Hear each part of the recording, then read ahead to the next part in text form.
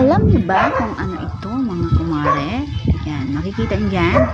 Suso ang tawag dyan, mga kumare. Hindi ko lang alam kung ano ang tawag sa inyo dyan. Siyempre, mga kumare, bago natin lutuin yan. Kailangan po natin tanggalin. Tanggalin natin yan. Tinatanggal ko yan dyan sa aking kapatid.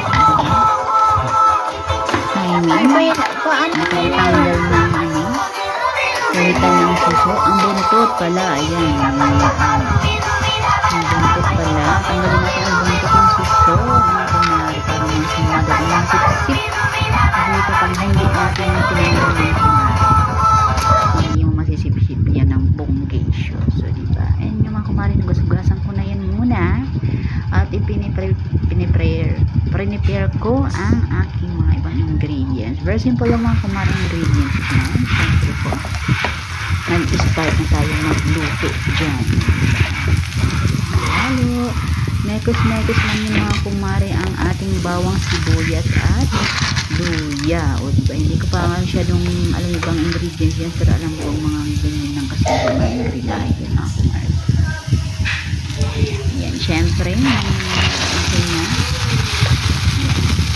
inusan natin ang ating suso. May kasama pang tubig, o diba, hindi ko nag-drain niya.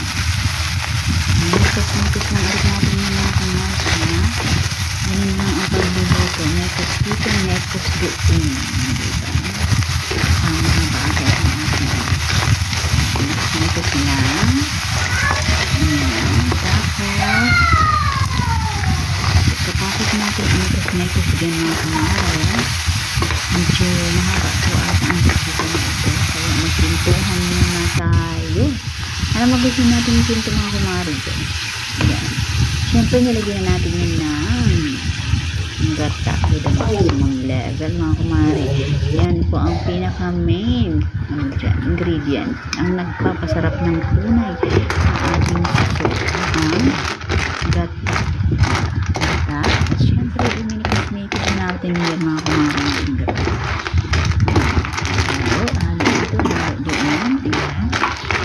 May kasama pang ano yan. Yan, syempre may kasamang ano yan ang ating pagluluto dyan. Hindi tayo ano